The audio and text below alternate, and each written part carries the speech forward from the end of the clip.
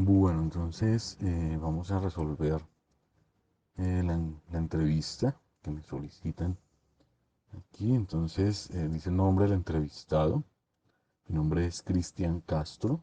Mi función, yo soy psicopedagogo.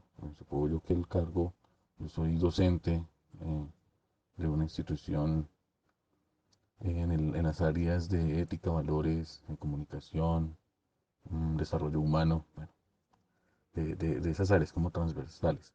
Mi nivel de formación es de maestría. Lugar de la entrevista, pues bueno, yo estoy en FACA. Fecha de la entrevista, hoy es 4 de junio. Bueno, la primera pregunta que me piden por favor de contestar es, ¿qué entiende por aprendizaje? Pues bueno, yo personalmente comparto mucho, estoy muy de acuerdo, de pronto por afinidad teórica, con lo que propone Vygotsky, y es que en resumen, el aprendizaje para él es un tránsito constante entre lo que un sujeto es y puede llegar a ser, ¿sí? Y se da bajo la condición de un ejercicio de cooperación entre la persona que precisamente le va a brindar la oportunidad de ser eso que no es la otra persona, ¿sí? O sea que a partir de eso, de esa propuesta teórica que él llama la zona de desarrollo próximo, me parece a mí que eso es bastante acertada. Por tanto, y en conclusión, el aprendizaje es ese tránsito entre lo que es y lo que puede ser, un tránsito constante, porque pues siempre que una persona termina aprendiendo algo, pues ya es algo diferente, ¿cierto? Y por tanto tiene otras posibilidades, ¿sí? Eso es el aprendizaje para mí. La segunda es, ¿qué entiende por pensamiento? Bueno, esa es una pregunta un poco aparatosa, digámoslo así, por una sencilla razón, y es que el pensamiento no se puede definir solamente desde lo que percibe o desde lo que se conceptualiza la psicología. ¿Por qué? Pues está, desde lo que tengo entendido, desde lo que he logrado comprender en lo que he leído, es bastante cognoscitivista o conductista, dependiendo el enfoque, ¿no? Porque, por un lado, o bien es una conducta, o bien sea, o es simplemente un procesamiento de la información, es una operación cognitiva. Pero para uno poder, y por tanto, ¿no? Digamos que la derivación inmediata, la consecuencia inmediata de ese postulado es que entonces para pensar solamente requiero que que se activen esos procesos cognitivos. Y pienso yo me alejo personalmente de ese concepto de pensamiento porque el pensamiento es algo mucho más complejo de entender, ¿sí? ¿Por qué? Porque el pensamiento, más bien yo me voy por lo que dice Martin Heidegger, y es que el pensamiento tiene que ver más con el pensar lo impensado, ¿sí? O sea, el pensamiento es el legado de todas esas personas que han pensado, ¿sí? Mm, y solamente hay pensamiento cuando se piensa, ¿sí? Eso nos dice que para poder pensar no sobra, no es suficiente con activar un conjunto de procesos cognitivos, sino que para pensar tengo que saber dónde estoy, ¿sí? Que yo pienso en un lugar, pienso en un tiempo, y por tanto para yo pensar lo que pienso ahora, tengo que saber qué se ha pensado antes para no volver a pensar lo mismo, ¿sí? O qué piensan otros para no pensar lo mismo, ¿sí? Por tanto, el pensar y el pensamiento no son otra cosa que el ejercicio de libertad, ¿sí? Un ejercicio de libertad. ¿Listo? Eso es para mí el pensamiento. Mm, Me pregunta, ¿conoce cuáles son las etapas del desarrollo de Piaget? Pues yo les digo, sí, yo las conozco.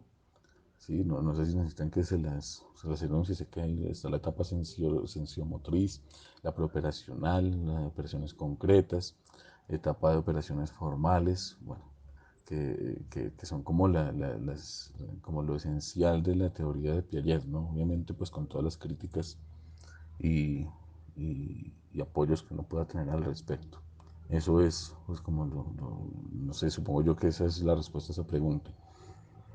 La cuarta pregunta, ¿me podría explicar en qué consiste el desarrollo próximo distal?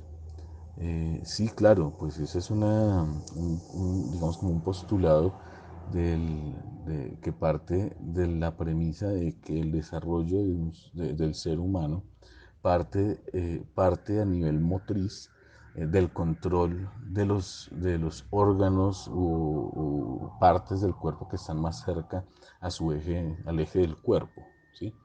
O sea que por tanto, la conciencia del cuerpo partiría, por ejemplo, de los hombros y se va extendiendo hacia afuera, llegando, por ejemplo, por último a los dedos o a los pies. ¿Sí? Por eso es que se parte o es lo que permite eh, apoyar el hecho de que las personas se empiecen desarrollando movimientos gruesos y finalizando, digamos así, su proceso con movimientos finos. ¿Sí? Eso es lo que tengo yo entendido que es el desarrollo próximo distal. Bueno, el enfoque pedagógico que manejo en mis clases, estoy dando respuesta a esta quinta pregunta, ¿qué enfoque pedagógico maneja en sus clases? Digamos que es complicado uno decir solamente soy constructivista o solamente soy, bueno, realmente a mí me gusta mucho manejar el enfoque crítico, ¿sí? En la medida en que yo busco, y sobre todo que los temas se prestan para eso, que mis estudiantes o mis aprendices hagan el ejercicio de lo que hablábamos más arriba del pensar, el pensamiento, sobre todo que por ejemplo, la ética, ¿no? Como una rama axiológica, pues precisamente nace es a partir del esfuerzo, del ejercicio de la libertad, ¿sí? Del pensarse uno pues en un sitio y en una época, ¿cierto? Entonces, por tanto, me parece a mí, o el que yo más promuevo, el que yo más motivo, es ese crítico, pero me parece que hay elementos que le complementan, y por eso digo que es complicado uno decir solamente me caso con uno, porque me parece bastante interesante los postulados o por ejemplo el reconocer que el hombre desea, que el ser humano desea. Eso es importante reconocerlo y las implicaciones pedagógicas de reconocer que el hombre es un ser que desea es entender que uno solamente, o que las personas aprenden solamente si hay deseo de aprender. ¿Sí? O sea que por tanto, antes de yo ponerlos a pensar y hacer como ese ejercicio de libertad, lo primero que tengo que hacer es hacer que ellos deseen pensar. ¿Sí? No he visto, no he logrado identificar si eso pertenece a algún enfoque pedagógico, pero es para mí imprescindible generar ese tipo de dinámicas, por lo menos en mis clases, ¿sí? Que motivar a los estudiantes que deseen lo que se va a hablar, de lo que se va a hablar, de lo que se va a dialogar. ¿Listo? Sí, o sea, si en mis clases tengo estudiantes con condiciones excepcionales, sí, tengo, digamos que es una persona, es un adulto, sí, es un grupo que estamos formando para el ejército, y uno de ellos presenta digamos, una discapacidad cognitiva, pero asociada a un golpe, un accidente que tuvo precisamente ejerciendo sus labores de soldado. Entonces le cuesta mucho, digamos, todo lo que tiene que ver con los procesos de memorización, por lo que obviamente la forma que yo manejo es yo le hago pues unas actividades un poco más apropiadas con el acompañamiento de la psicóloga de la institución que me dice que pues me va asesorando acerca de cuáles son como los posibles límites y capacidades que podría llegar a tener esta persona. ¿Sí? Lo manejo también buscando que haga bastante trabajos en equipo con otro compañero y pues obviamente la calificación va de acuerdo digamos, con la medida de sus capacidades y con la forma en que yo vea que se vaya desempeñando. Esa es la forma en que yo lo manejo.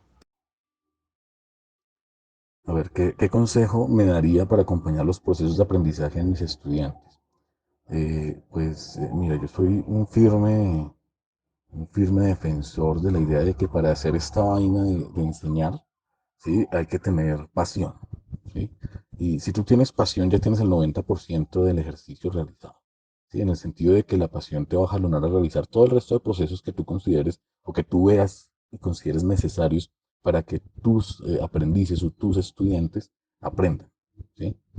Entonces, por tanto, ese sería como el principal elemento que yo te aconsejaría, buscar en ti la pasión por el enseñar. Eso es fundamental. Si tienes pasión, el resto es dejarte llevar. ¿Sí? Y pues otro elemento que yo pienso en mí que es completamente necesario es digámoslo así, el favorecer ese ejercicio de participación, diálogo y crítica. Eso es fundamental, independientemente del enfoque que manejes, esas son características que son prácticamente transversales a cualquier enfoque pedagógico que sea por lo menos como adaptado a lo que se espera hoy en día de la educación digamos, adecuado a los fines de la educación hoy en día, ¿no? A esos fines que no son ni mucho menos tan explícitos, pero que sabemos que tienen que estar ahí todo el tiempo y es el de ese ejercicio de libertad de la persona, de participación, de que la persona se considere efectivamente sujeto en este mundo. ¿Sí? Eso es, tal vez serían como los dos consejos que yo te daría para abordar a tus estudiantes.